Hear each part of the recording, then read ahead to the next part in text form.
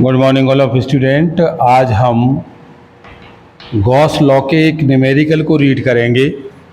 ये कह रहा है if a heavy atom can be pictured as a spherical nucleus with charge plus Q and radius a embed by in a much larger sphere of the negative charge, the electrons, then negative charge is disturbed uniformly throughout the sphere of radius b. तो find the electric field intensity outside the nucleus। तो हम यहाँ पर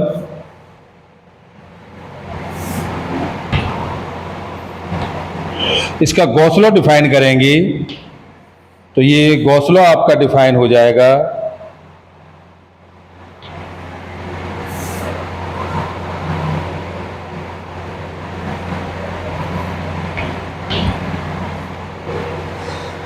तो Gauss law आपका यहाँ define होगा कि हम जानते हैं कि फ्लक्स होता है electric field lines passes through given area is equal to total sum of the charge per unit epsilon naught. अब यहाँ क्लोज लूप है तो इसकी वैल्यू जीरो हो जाएगी। जब ये वैल्यू जीरो हो जाएगी तो total sum of the charge कितना होगा, ये क्यू माइनस के 4 पाई के एप्सिलॉन पाई 4/3 पाई ए की क्यू इंटू रो के साथ। तो टोटल फ्लक्स आपका कितना हो गया 1/एप्सिलॉन क्यू माइनस के 4/3 पाई ए की क्यू और Q upon 4/3 pi B cube. तो हम यहाँ निकाल सकते हैं E into 4 pi R square is equal to Q upon epsilon naught is 1 minus के A upon B cube. तो ये E इज इक्वल टू हो जाएगा 1/4 पाई की epsilon Q upon R square और ये 1 माइनस ए अपॉन बी की power Q के साथ। तो यहाँ कहा गया है कि while the second term represented the cancelling field due to electron at point very close to nucleus, the second term is negligible. The nucleus and innermost electrons of an atom are therefore not greatly affected by the outer electrons of the atom. इसी में एक second problem है। ये कह रहा है calculate the flux of E through each of the base और the curve surface of the right cylindrical close surface of the radius a and length is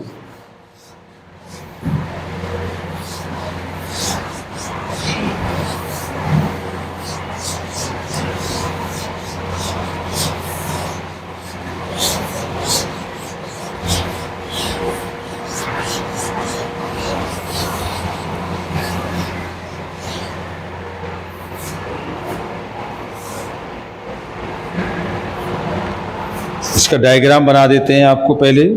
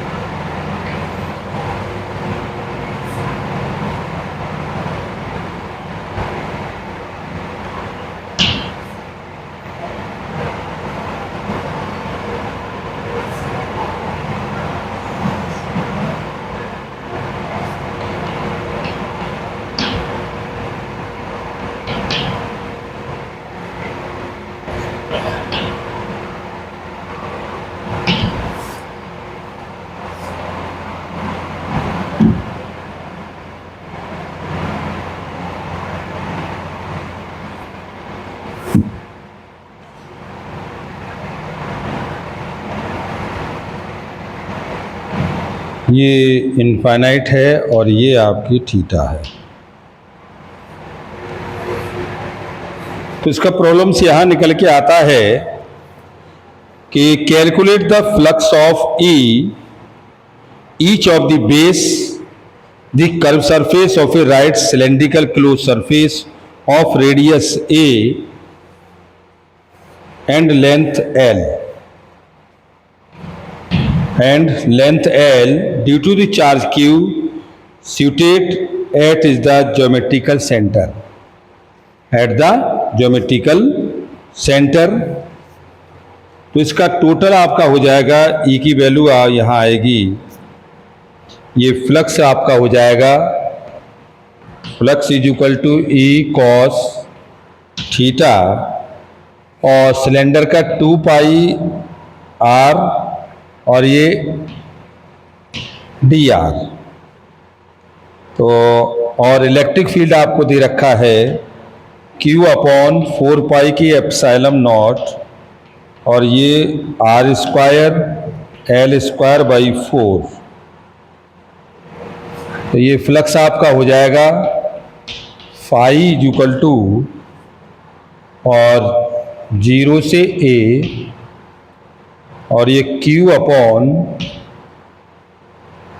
Q L R D R upon, और ये 4 pi की epsilon R square L square by 4 की power 3/2 cos theta के साथ। और cos theta की जो value होगी वो बेस अपॉन हाइपोटेनियस होगी, ये एल अपॉन और ये ए, तो ये आपका हो जाएगा Z is equal to L square plus और ये आर स्क्वायर का अंडर रूट। तो ये आपका हो जाएगा एल अपॉन अंडर रूट, और ये आपका L square plus R, L square plus R square के साथ। तो इसे हम कैलकुलेट करेंगे तो Q upon 2 epsilon not 1 minus के एल बाई 2 अपॉन, और ये ए का square plus L square by 4 की पावर 1/2। तो टोटल फ्लक्स आपका हो गया phi curved two phi base, और ये Q अपॉन एप्सिलॉन नॉट के साथ, तो ये आपका curved Q upon epsilon minus के, और ये Q upon epsilon not 1 minus के एल बाई 2, और ये ए का square plus L square by 4 की पावर 1/2। इसे आप लिख सकते हैं Q L upon 2 epsilon not a का square plus L square by 4 की पावर 1/2। और प्रॉब्लम्स है ये, calculate the flux of E.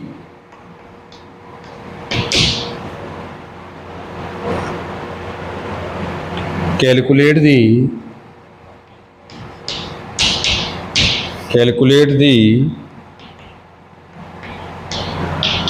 flux of E through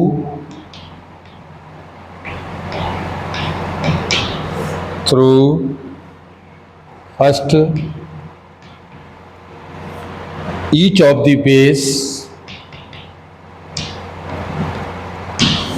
second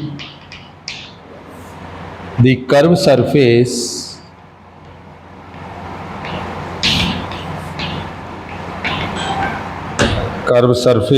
of a right cylindrical closed surface,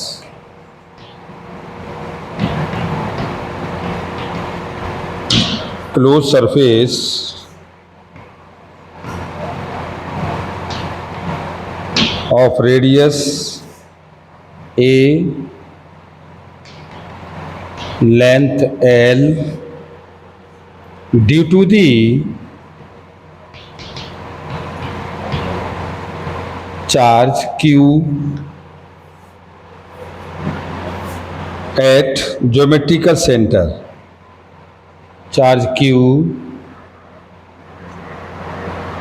at its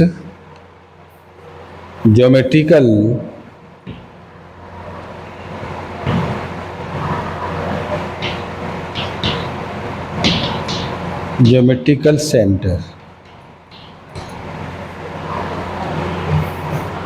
Thank you very much.